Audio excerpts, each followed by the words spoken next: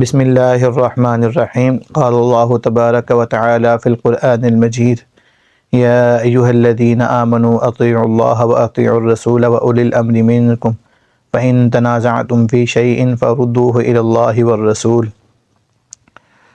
اللہم صلی وسلم علی محمد و علی آلہ و اصحابہ اجمعین۔ معزز سامعین کرام، جیسا کہ آپ نے ویڈیو کے ٹائٹل سے اندازہ لگا ہی لیا ہے کہ آج کی گفتگو کا عنوان کیا ہے، تو آج کی گفتگو کا عنوان یہ ہے کہ ابھی چند دن کے بعد ہمارے ملک پاکستان میں الیکشن کا سلسلہ ہے، تو آج کی اس ویڈیو میں اس حوالے سے تھوڑی سی گفتگو ہوگی۔ آپ حضرات کے ذہن میں یہ سوال آئے گا کہ یہ تو مذہبی اور اسلامی چینل ہے، تو اس پر سیاسی گفتگو کیوں ہو رہی ہے؟ تو معزز سامعین، انشاءاللہ تعالی اس ویڈیو میں سیاسی گفتگو ہرگز نہیں ہوگی، بلکہ انشاءاللہ فکری گفتگو ہوگی، چونکہ ہم بھی الحمدللہ ملک عزیز وطن پاکستان کے شہری ہیں، اور وطن عزیز کا شہری ہونے کے ناطے ہر پاکستانی اور ہر شہری کی یہ ذمہ داری ہے، اس پر یہ لازم ہے کہ وہ ملک عزیز کی ترقی اور اس کی بہتری اور اس کی تبدیلی کے لیے اپنی کوشش لازمی کرے۔ یہ ہر ایک شہری پر لازم ہے۔ اس سلسلے میں نے ایک قرآن پاک کی تلاوت آپ حضرات کے سامنے تلاوت کی ہے۔ یا ایھا الذین آمنوا اطیعوا اللہ و اطیعوا الرسول و اولی الامر منکم فإن تنازعتم فی شیء فردوه الی اللہ والرسول۔ اللہ پاک قرآن پاک میں فرما رہے ہیں کہ اے مومنو، اللہ تعالیٰ کی اطاعت کرو اور اس کے رسول کی اطاعت کرو، اور اپنے اوپر حکمرانوں کی اطاعت کرو جو حکمران تم میں سے ہیں۔ پھر آگے اللہ پاک فرما رہے ہیں فإن تنازعتم فی شیء فردوه الی اللہ والرسول۔ اگر تمہارا کسی چیز میں اختلاف ہو جائے، یعنی کہ آپس میں کسی بات پر، کسی امر پر، کسی چیز پر اختلاف ہو جائے، فردوه الی اللہ والرسول، تو اس کو اللہ اور اس کے رسول کی طرف لٹاؤ، یعنی کہ اللہ اور اس کے رسول سے اس معاملے میں رہنمائی حاصل کرو۔ تو معزز سامعین، میں انشاءاللہ اپنی اس گفتگو کو دو حصوں میں تقسیم کروں گا۔ پہلے حصے میں ہمارے جو سیاستدان ہیں جو الیکشن لڑ رہے ہیں، یا ہمارے جو امیدواران ہیں جو الیکشن میں حصہ لے رہے ہیں، ان سے چند گزارشات ہیں، اور گفتگو کے دوسرے حصے میں ہمارے جو ووٹر ہیں، یعنی کہ جو الیکشن میں ووٹ ڈالیں گے، جو اپنے نمائندوں کو منتخب کریں گے، ان سے چند گزارشات ہیں۔ تو پہلے نمبر پر ہمارے سیاستدانوں سے گزارشات ہیں۔ ان سے گزارش ہے کہ خدا را ہمارے ملک کو بنے ہوئے تقریباً 77 سال ہو چکے ہیں، تو یہ آپ حضرات کو فکری دعوت ہے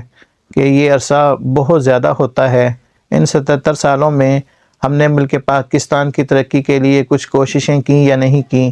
اس کی ترقی کے لیے کچھ سوچا یا نہیں سوچا، اس بات کو الگ رکھتے ہوئے حضرات کرم اس مرتبہ خالصتاً الیکشن ملک کی ترقی کے لیے اور اسلام کی ترقی کے لیے لڑیں، اور اپنی کوششوں کو ملک کی ترقی اور اسلام کی ترقی کے لیے وقف کر دیں۔ اگر آپ کے کچھ ذاتی مفادات ہیں بھی، تو ازراہ کرم ان کو ثانوی درجے میں رکھیں، اپنی اولین ترجیح کو ملک پاکستان اور اسلام کی ترقی کے لیے بنائیں۔ اور ایک گزارش یہ ہے کہ اس الیکشن میں پہلے الیکشنوں کی طرح خدا را آپسی جھگڑوں کو پروموٹ مت کریں،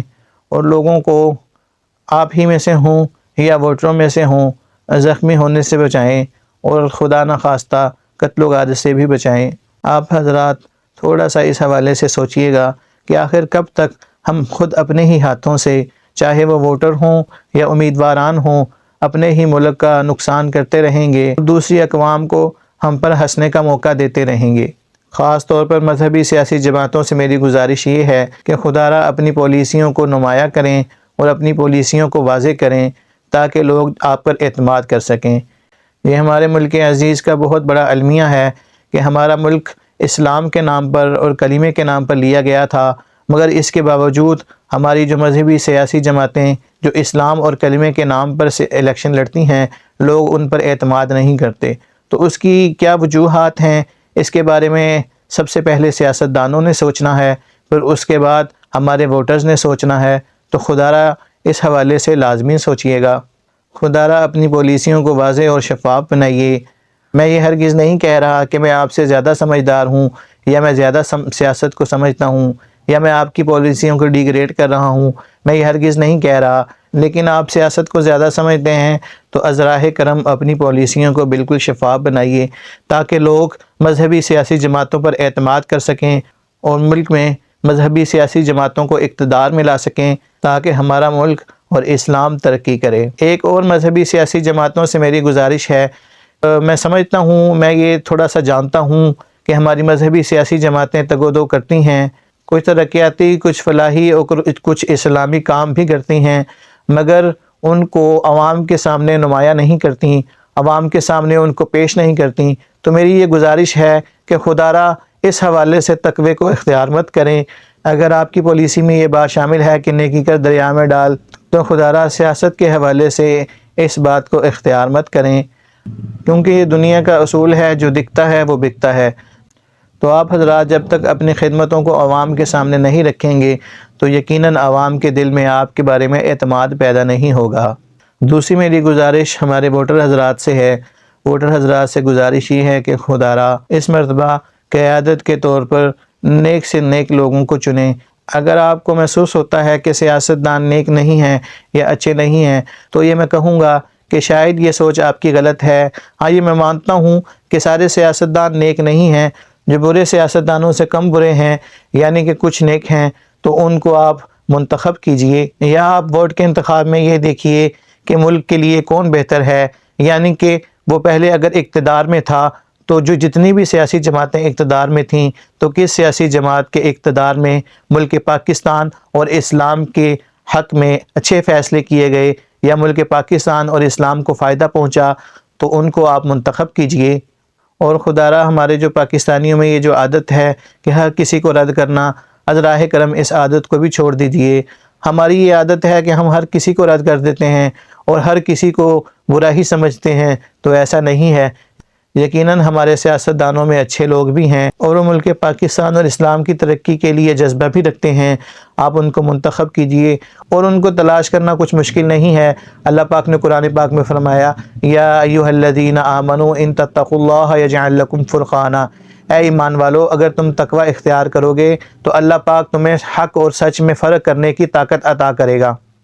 تو یہاں پر تقوی اختیار کرنے کا مطلب یہ ہے کہ ملک پاکستان کے لیے سوچا جائے اور اسلام کی بہتری کے لیے سوچا جائے، اس کی فکر کی جائے،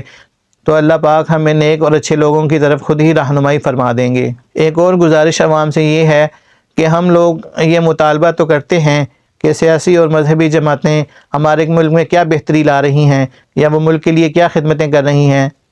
تو سامعین، یہ بات بالکل نامعقول ہے کہ ہم انہوں مذہبی سیاسی جماعتوں کو منتخب تو کرتے نہیں، ایوانوں میں ہم لاتے نہیں، اور ہم ان سے مطالبہ کرتے ہیں کہ وہ اسلام کی ترقی اور ملک پاکستان کی ترقی کے لیے کام کریں۔ تو یہ بات بالکل نامعقول اور نامناسب سمجھ آتی ہے کہ جب تک ہم انہیں انتخاب نہیں کریں گے، ہم ان کو منتخب نہیں کریں گے، ایوانوں میں لے کر نہیں آئیں گے، تو وہ اپنی قوت کو کیسے حاصل کر پائیں گے۔ اس میں آپ حضرات کا یہ سوال کہ وہ سیاسی جماعتیں ایوانوں میں ابھی موجود تو ہیں، تو حضرات میرے خیال سے یہ بات اس طرح نامعقول ہے کہ چند ایک سیٹوں سے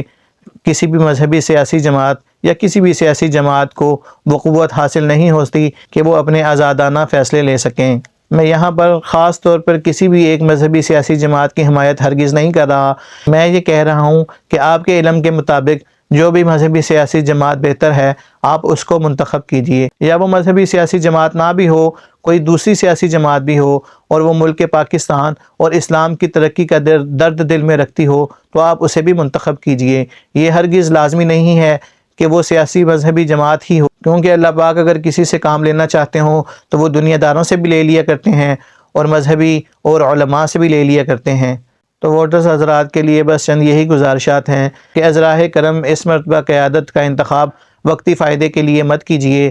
بلکہ دور اندیشی کے ساتھ ہمیشہ والے فائدوں کا سوچئے اور ملک پاکستان اور اسلام کی ترقی کا سوچئے۔